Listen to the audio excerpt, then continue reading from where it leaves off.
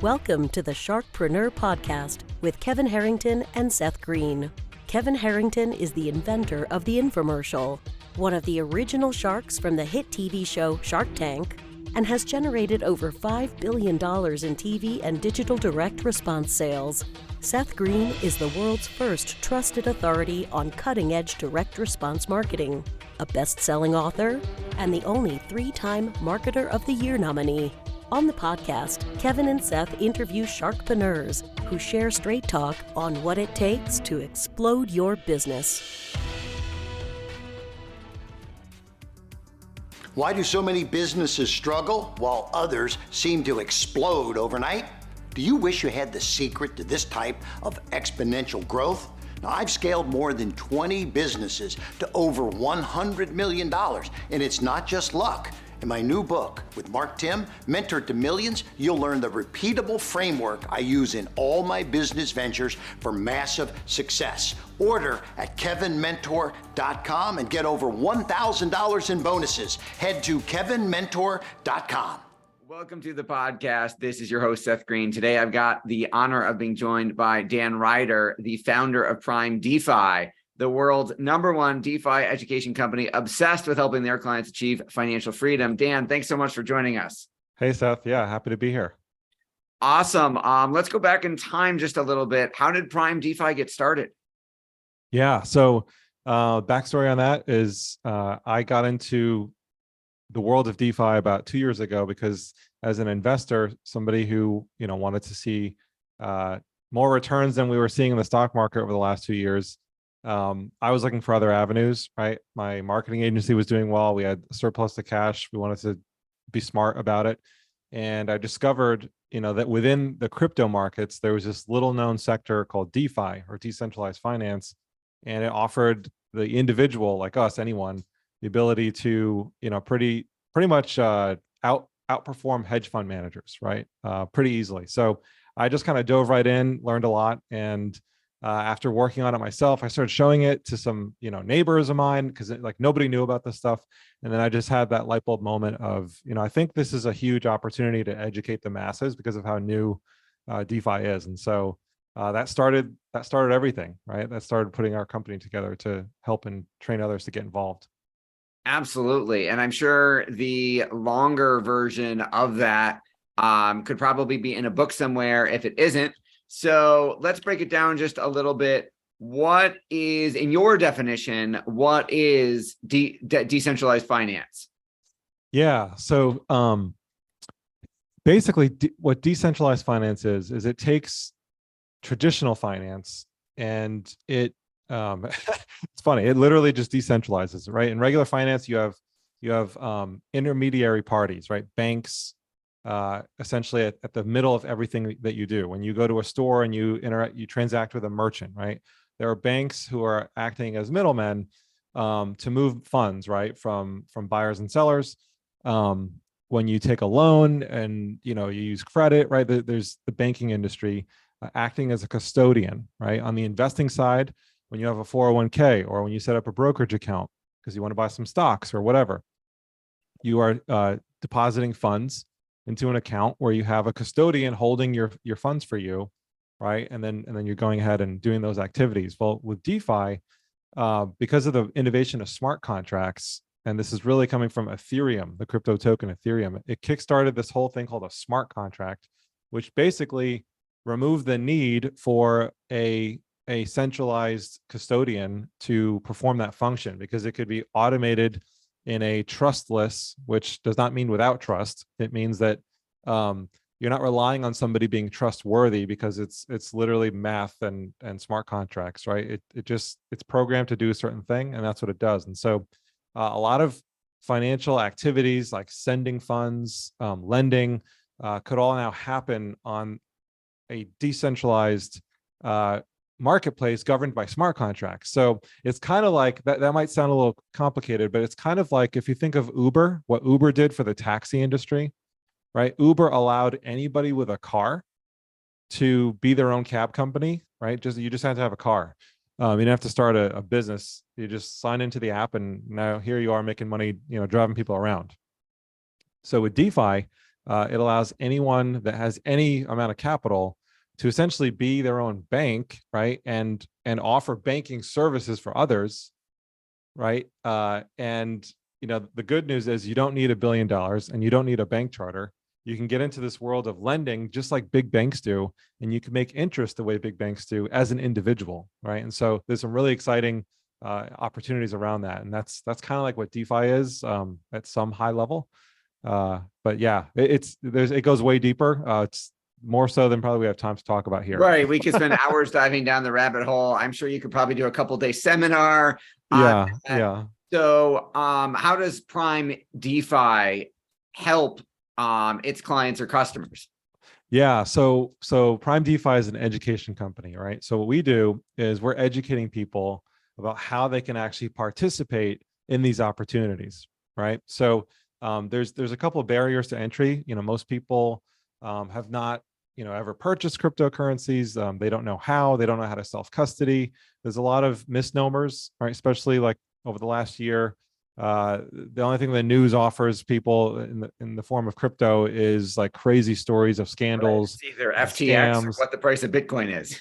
Yeah. And so what they don't talk about is what DeFi is, which has nothing to do with any of the news stories that they've heard. Like all those horrible stories were centralized custodians or exchanges that went down. They made irresponsible decisions. That is not DeFi at all, right? So really, nobody knows what DeFi is. And so we're educating them on what it is and how to participate, how to self-custody, and how to get into these opportunities where you can simply lend tokens. Like you don't even have to be exposed to the market. And just by lending tokens in an intelligent way, you can earn some pretty nice yields in the form of interest, right? Kind of semi-passive interest. So we teach people how to do that, to leverage their money instead of having it just sit there and bleed out through inflation. Which obviously is at a record 41-year high. Yeah. Yeah. So you are selling educational courses or products, teaching people how to get involved. Talk to me about some of the case studies, some of the success stories of your students doing what you taught them, and then obviously having it work, which is the best part. Yeah. So now obviously anything like this, Mr. and Mrs. Jones, right? It's confidential, their actual name. Yeah. And in addition to that, I'm going to be tempered in my responses just for, this is like a hot compliance issue lately as far as making claims, right? Right. And we are not making any income claims on the podcast. Yeah. And then even, this is in some degree a form of investing. And so no one can predict the future. But what I can tell you is historically, right, leading up to this very moment, we've worked with about 200 students as we're having this conversation now. And our students are seeing, depending on their style, right, because you can cater your portfolio to what meets your needs. We have students earning anywhere between, we've seen historically 20 to 200% APY, right? That's kind of returns per year, which is very aggressive. We've had students who are in their 60s, so this is not like for just, young and savvy individuals, right? We've had people in their 60s who've never done anything with crypto before on board, and, they're earning, a healthy cash flow. So in terms of results, what I like to compare this to, it's kind of like, if you ever wanted to invest in real estate, if you thought that was a good idea, it's kind of a conservative, longer term strategy to creating wealth and cash flow, right? It's really more about cash flow with real estate. You buy a property, say for $500,000, right? It comes with a down payment of at least 100 grand. And then eventually you hope to break even on that mortgage and then start seeing some cash flow come in, right? So huge capital outlay. For ultimately maybe a couple $100 to $1,000 or $2,000 per month in cash flow. With DeFi, you can create that same type of expectation, only it's way more capital efficient, right? With a fraction of that, with $10,000 or even $20,000, you could create these positions that are liquid, that cash flow to the same degree that you would expect a rental property to, only you're not stuck owning a rental property, right? So what's cool about it is, again, no huge capital outlay, no taking a loan for 400 grand, no coughing up 100 grand out of pocket. For a much smaller amount of money, you can create these positions, and then they're liquid. So if for whatever reason life happens, something comes up next week, next month, tomorrow, or 10 minutes from now, you can totally unwind what you did, right? As opposed to in real estate, once you buy that investment property, it's yours till you sell it, right? So it's not so easy to get out of an investment like that. And so what DeFi allows is you to have kind of all the perks of what you would expect with real estate returns without the baggage of the real estate, if that makes sense. It So does. hopefully That's a great helpful. way to put it. Yeah. So let's dive a little bit deeper. So I know some of the questions you probably get, and some of the ones I'm going to get when people hear or watch this, which is you just quoted, and again, we're not actually quoting you, but if APY, annual percentage yield, if they're getting interest rates of 20 to 200%, who in their right mind? I'm assuming that you're not actually getting 200% interest in 1 year from one person. I'm assuming I'm rolling loans over and it's compounding over time. Is that right?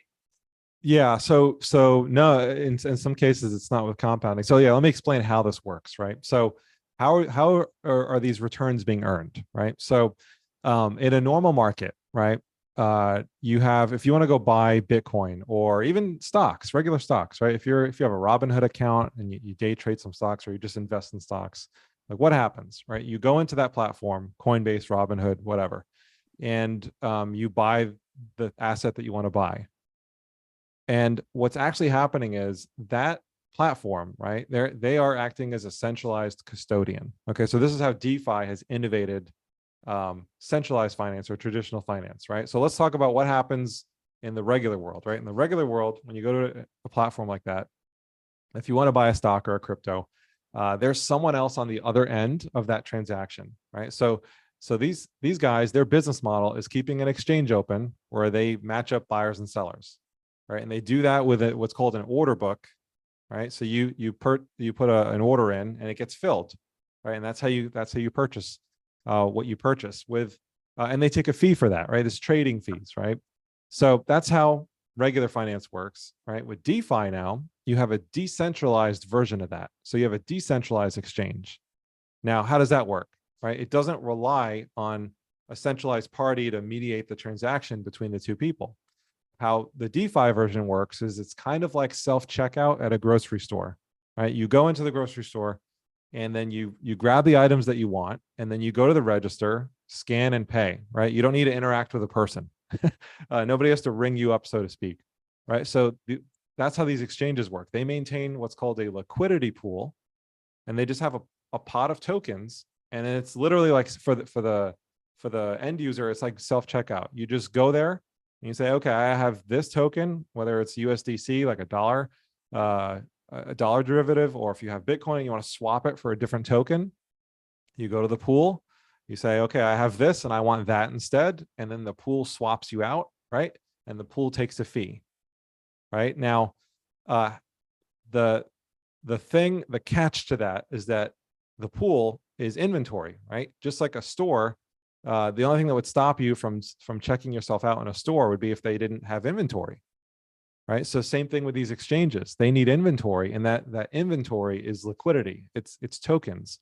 So if you now, as the individual, are going to lend these decentralized exchanges your liquidity, when other people are coming to swap and trade and paying those little fees, they're going to share the fees with you. So that's the business model. So you're actually earning when other people are swapping tokens. And so, okay, so let's say the 20% that you quoted was not I am loaning money to Dan and Dan is paying me 20% interest a year, because Dan could just go to a bank. right. But for example, if my son was in a Bitcoin mining phase for a while and in a crypto phase for a while, my teenager was in a crypto mining phase for a while, and I looked at it, I'm like, teach me about this stuff. And I check it out, and I'm like, what's that? He's like, oh, that's the gas fee. And I'm like, I do the math. I'm like, that's a really high percentage commission. He's like, right, it's not set up for me to be trading $50 or $100. Yeah. Not economic. I'm like, that's not economically sustainable to pay that high percentage on a small amount of money. You need a much bigger money for that to make any sense. Yeah. Now these fees that I was talking about were not gas fees. So they're not, that's different. That's different. Right. So that's getting a little bit more into the weeds, but there's two types of fees that people pay, right? There's gas fees when you're using these wallets, right? That's to keep the network decentralized and secure. Ethereum has high gas fees. It's very secure, but it's costly to maintain. But To me, since in the then, old school world of regular finance, that would be like a commission. Is that right? Kind of. sort of, I'm sort paying of. I'm paying you a gas fee for processing a transaction. Yeah. So for the people that are securing the network, right? So with Bitcoin, there's miners who secure the network, Yes. and then they earn mining rewards. With other tokens like Ethereum, those are secured by what's called proof of stake. So you have people who have set up the ability to secure the network through staking up a lot of tokens. They put up millions of dollars to keep copies of the blockchain record, and it keeps the integrity of it. And the gas fee rewards those people securing the network. Okay. That's one category. What I'm talking about here with DeFi is separate from that, right? There are exchanges where if you want to go transact tokens, right, you pay a tiny little fee, not these gas fees, you pay a tiny little fee. And the cool part about these exchanges is they're actually on networks that are not so gas intensive like Ethereum. There are other networks like Polygon, Avalanche. If you're in the crypto markets, you may have heard of some of these kind of more blue chip type of names, right? People have built these exchanges on these other networks that are way more efficient to work on. And so your gas fee is a penny or two, right? In some cases. So the gas fee becomes negligible. And instead you're paying a nominal fee to swap tokens, just like you would on Coinbase or Robinhood or anywhere else, right? Only it's on the DeFi exchange instead of the traditional exchange. So you're not teaching people that they should buy Bitcoin and sell Ethereum. You're not telling them, hey, we got a subscription newsletter that's going to tell you what crypto to buy this week. You're telling them a totally different business model, which sounds like isn't tied to the fluctuations in cryptocurrency, which have been significantly volatile. You are teaching them a better, more stable business model. Yeah, what I love about DeFi is learning to be what's called a liquidity provider, right? You're kind of like the person in the gold rush that sold the shovels instead of, which is the right business to be in. Yeah, right. You're not going to risk your behind trying to find the gold, right? There's a lot of people in crypto trying to chase what's going to be the next token that's going to go to the moon. I'm going to get rich tomorrow. We're not playing that game in DeFi. We are playing here's the shovels. Good luck to you, right? And there's a fortune to be made there. There's a huge fortune to be made there. That is awesome. For our folks who are watching and listening and want to learn more and about your educational process, where should we send them? Yeah, so you can just go to Prime DeFi, Prime like Amazon Prime, okay? Prime DeFi, DEFI.com. And it'll take you to our site. You'll be able to watch an overview video where we have some visuals, and I kind of break this down in a systematic way that makes the concept easy to digest. And then we have, lots of information you can inquire if you want to know more about our programs as well. That is awesome. Well, we greatly appreciate you educating us just a little bit. I'm sure, again, we could probably do a multi-day seminar and wouldn't scratch the surface. This has been Seth Green with Dan Ryder from PrimeDeFi.com. Dan, thank you so much for joining us. Oh, my pleasure, Seth. Thanks for having me. Thanks, everybody, for watching or listening. We'll talk to you or see you next time. Do you need money to fund your idea, product, or service? Are you ready to take your business to the next level but need capital to get it done? Kevin Harrington has heard more than 50,000 pitches and knows how to help you make the perfect pitch to get the funding for your entrepreneurial dream. He's distilled the process down in his perfect pitch cheat sheet, and it's yours for free. Just text PITCH to him right now at 727-888-2100. Text PITCH to 727-888-2100 right now and claim your free perfect pitch cheat sheet. Text PITCH to 727-888-2100 to start funding your dream today. This show has been produced by Market Domination, LLC. To discover how you can have your own show completely done for you and turn it into a real published book and become the authority in your marketplace, go to www.marketdominationllc.com/podcast offer.